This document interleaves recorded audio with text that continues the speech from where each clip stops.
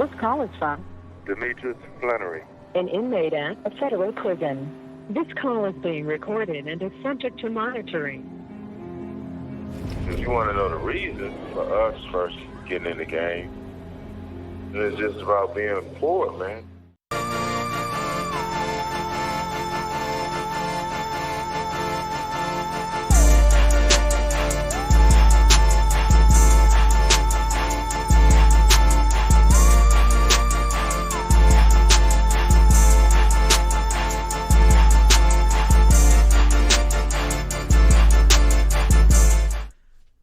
Going on, it's your boy Chip with the Player and Porn, man.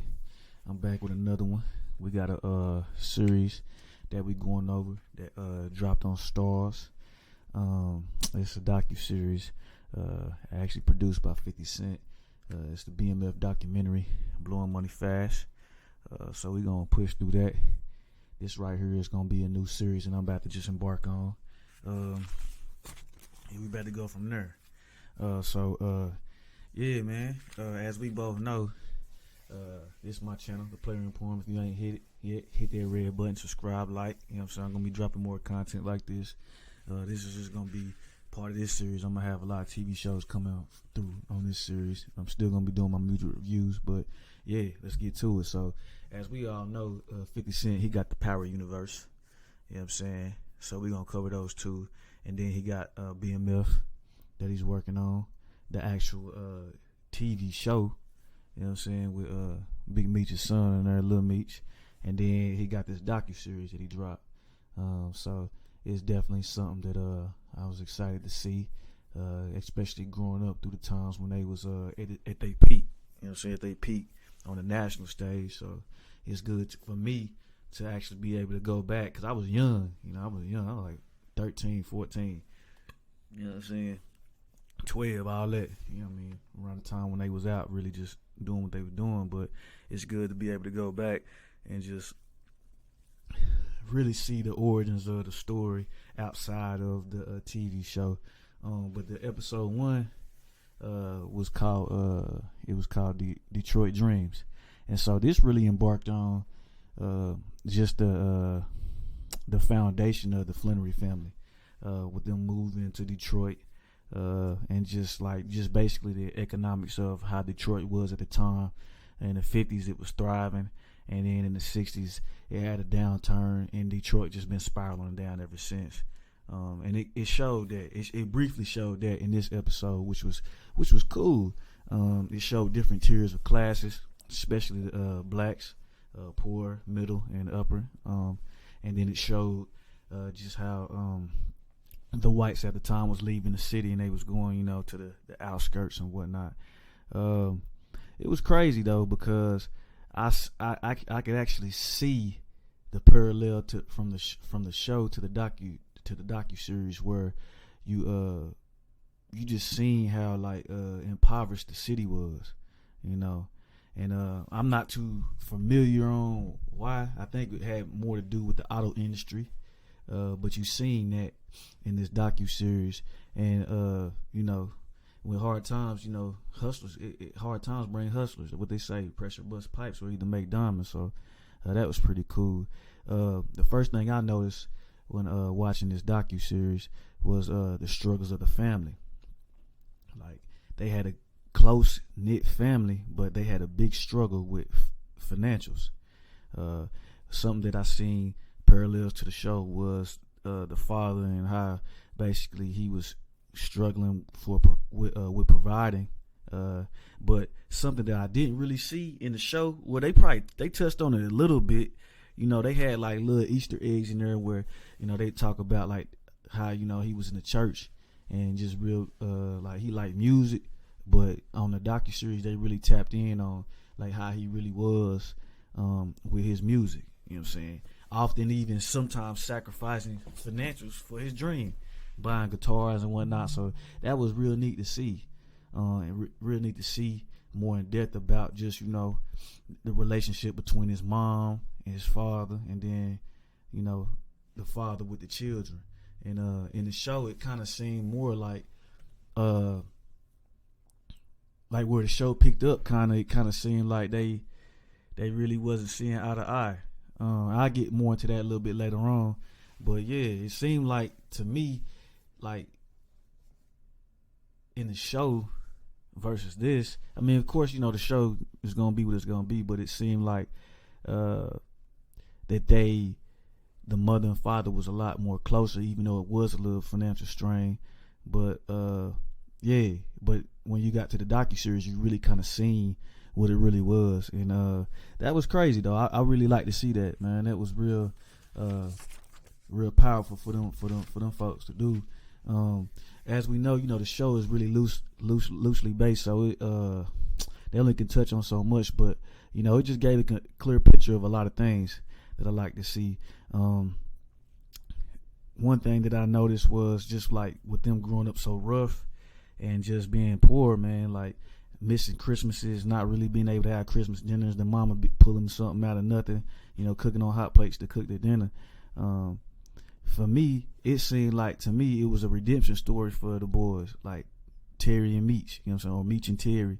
It was a redemption story, more like a revenge story, like not necessarily in the evil way, but it's just like, damn, we finna come for what we deserve. We just see, moms down or just the family down, so it's just time for us to pick up the pieces, like a real rags to riches type ordeal.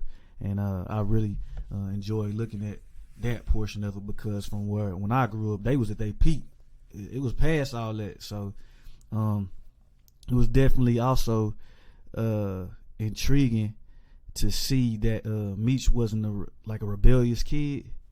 Just from this documentary, he wasn't really rebellious, but he was more or less just trying to pick up the pieces of his family. Like, just imagine, shit, we all done been through it, we all got stories, but just imagine you being a child and not really having no food, and then your mom and dad divorcing over financials, and then shit, y'all about to get evicted because y'all can't even pay your mortgage, or they about to take the house because y'all can't keep up on the taxes. So it just from the show to this, from what I initially had took from the show, it kind of seemed like when it came in, Meech was just being wild and young, wanting to party, but the documentary really made it, brought it more close to home that shit, it really wasn't that. It was like, shit, we gotta eat, and shit, there ain't really no jobs out here, the economy bad, so shit, like I said, hard times bring out the hustler if you really got it in you.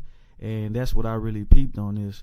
And I feel like it was really unfair for him to have to do that, to fair for his family. But sometimes, man, when the man gone, or he not willing to do certain things, somebody else gotta step up to it. And it's unfortunate, but in the same breath, man, he lived a life, and he gave his mom and his siblings a life, sisters a life, and all that they would have probably never had if it wasn't for, just that situation. So that was real cool. Another nugget I peeped on here was that it was just crazy how they dropped like the Motown Mafia in there. They dropped pictures of Eddie Jackson. He was like I think 60s, 70s. He was a big kingpin. He was getting to it. They had the hitman in there, Nate Boone Craft. He was a ruthless ass hitman. He had like 27 hits, on record. That they know of. You can look him up, Nate Boone Craft. And then they dropped little pictures of White Boy Rick in there, Maserati Rick, the Curry brothers. Like, if y'all really into like crime or just like dope, or just like, organized crime, shit like that, I implore y'all to look that up. It was cool that they dropped that in there too. For me, because I like to look into all this stuff. So when they dropped it in there, I was like, oh yeah, that's real crazy. But to be teenagers to come up behind figures like the ones I just mentioned, like Nate Boone, Maserati Rick, Curry brothers, Eddie Jackson, and then White Boy Rick being a kid himself, it's mind-boggling, bro. Like, especially with Detroit being the Wild Wild West. So and been just having a city of hustlers and stuff like that, that's even carried on today. Every time I see somebody from Detroit, you feel me, they really be on their hustle. Them niggas really be getting to that bread, real talk. And it's just crazy. It's like in their DNA. But to be teenagers, bro, like, I think I seen somewhere in this episode where they was 15 and 7. Terry was 15 and Meech was 17, and they came up on the M, $1 million. You hear me? Like a whole ticket. Like imagine being 15 with $1 million, 17 with $1 million. So you know that them folks was getting it at 12, 13, 14, 15. You feel me? Like that's real crazy to even think of. You know what I'm saying? So that was pretty cool. One other thing that we seen that kind of parallel to the show was that I picked up off rip was Edie Boyd being Pat. You know what I'm saying? Who was played by Wood Harris in the show, but you know what I'm saying, that was real cool seeing that like Edie Boyd really wasn't a hater like that. Like in the show, he was a hater low key. He didn't want them boys to outshine him. But you know, TV gonna be TV. TV gonna do what TV gonna do. So, you know, so they gotta make it, you know, dramatize some points, and truly he probably did feel a little way that them little niggas was stepping up on him and shit and trying to surpass him. But you know what I mean, just from getting that interview, and then he got co-signed, and he was just saying basically he raised them boys to, you know what I'm saying, to really, you know, raise them up in the game and just to step into it. You know, that was real cool, because like these days you don't really have that. Everybody really, you know what I mean, it's just, you know, dog eat dog. You feel me? Every man for himself. You don't really have, you know, just like mentors like that in the game that really just kind of just raise you up to step you into it, and then, you know, actually gonna, you know, be like your daddy through it, and just, you know, everybody just really trying to backdoor everybody, but, you know, back then it was different, and then they had something special, so that was real cool to peep. And then I saw your boy D Meeks, I'm sorry, who's supposed to be well in the show B Mickey. That parallel was pretty cool. You know what I'm saying? It just bring a lot of authenticity to the documentary, and just, well, not the documentary, because I mean that's real, but it bring a lot of authenticity to the show that 50 Cent doing too. You know what I'm saying? To actually have these people pop up on this docuseries and really be able to, you know what I mean, pop it. And yeah. And then like something that B Mickey, I said B Mickey, my fault, y'all.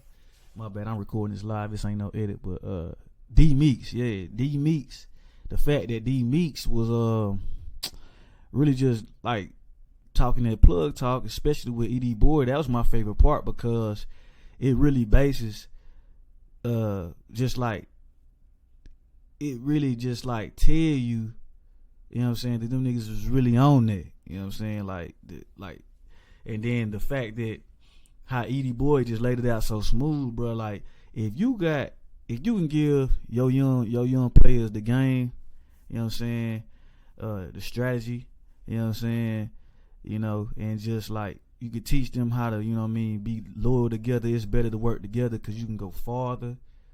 You know what I'm saying? And you can go farther faster with a successful team. You know what I'm saying? A loyal team. And then, you know, it's a recipe for success. It's a formula for success. Especially being on low on top of that. Like super low. You know what I'm saying? Even though Meech wasn't low, as we know. But you know what I'm saying? And then having your head on the swivel is just really the formula, the recipe to beat them. And then, like I was saying before, like the plug talk with having you know what I'm saying, you getting the best prices, you going directly to the source and getting the best prices. Shit, who can beat that? You know what I'm saying? Who is selling like today, bro? Like, just, if you know what I'm saying, if you know, you know, but you know what I'm saying, who is really getting eight balls off for $50? You gotta go directly to the source. Let's keep it a bean. You know what I mean? But that's neither here nor there. But you know what I'm saying? And how I feel about that was like, if you got somebody like a mentor, like how Edie Boyd was to them, you know what I'm saying, that's giving you the layout, the blueprint, you know what I'm saying, and then you couple that with a young man that's your, not gonna say your right hand, but your lieutenant that got the motivation, you know what I'm saying, and he got the motivation and the tenacity behind him, the gumption to goddamn put all the tools together that you gave him. You know what I'm saying? It's a recipe for success. On top of having the best prices, it's over with. You're gonna have the whole city on lock. And I felt like that's what turned Meech's game all the way up, was pairing all that blueprint with his natural hunger and will. It took him to the next level, man. So that's something that I could really appreciate. I feel like too, the more you share and eat together, and the better you treat people like family, you know what I'm saying? Shit, they buy into the common goal of what this whole outfit's supposed to be.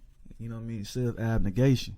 And like I said, today, you know what I mean? You know, I'm bouncing back and forth to topics, but like today, in today's time, a lot of people don't have that collective wise. Like, a lot of people don't have that family-like structure. It's just like I said, that dog-eat-dog mentality. But I felt like Big Meech, he understood that, and I can respect that, because just watching the documentary so far, even though they just budding, you know what I'm saying, they ain't really formed into a rose yet, I felt like, or even just watching the show, he really wasn't on that gangster shit like, oh, we about to blow this nigga ass off, you know what I'm saying? He more or less like, bro, come together and get money. And I felt like, again, that he understood that, and that's what really took him to the next level, because I'm a firm believer in that hot shit fucked the money up. You know what I'm saying? So I believe that hot shit fucked the money up, and I think he understood that as well. You know what I'm saying? But in this game, in this dope game, in the life you live, where you can't avoid running into some hot shit, it's just inevitable, bruh. Like, niggas is gonna be on your top regardless. like it don't matter what you do, how hard you try to stay away, it's gonna be one bitch ass nigga that's really trying to like take your seat. And that brings me into my next little portion of this whole little conversation, was them introducing Leighton, which to me, bruh, they said in the show that Lamar was loosely based on a collective of characters, because I think dude's still alive or something like that. Don't have me mistaken or nothing like that. I'm not sure, but I know they weren't trying to like throw somebody under the bus, but they say he was loosely based. But from this documentary, bruh, man, that nigga is 100% Lamar. Leighton is 100% Lamar. Like, you know what I mean? From start to finish, that was him, because the story was like tick for tack. You know what I'm saying? Like, everything that they was talking about, like I said, the show was a little different. You know what I mean? They had to add little shit in there to juice it up, which was fire as hell. But on down to the car the nigga drove that he hit Meech with when he was leaving Cash Doll house.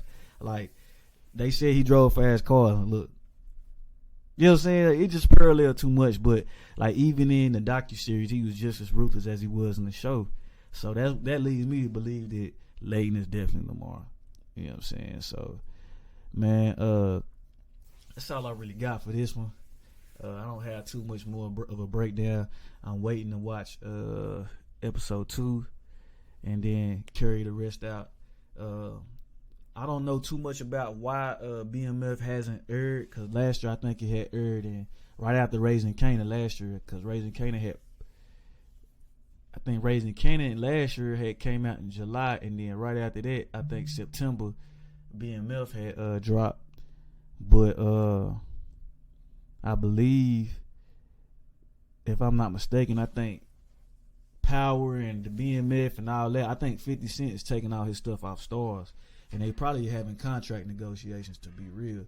That's probably what's gonna push a lot of this shit back, because I know all the Power Book 2 ain't coming out to January. So it's pushing a lot of stuff back, probably because they having a lot of contract negotiations and trying to like figure out what they gonna do or where they gonna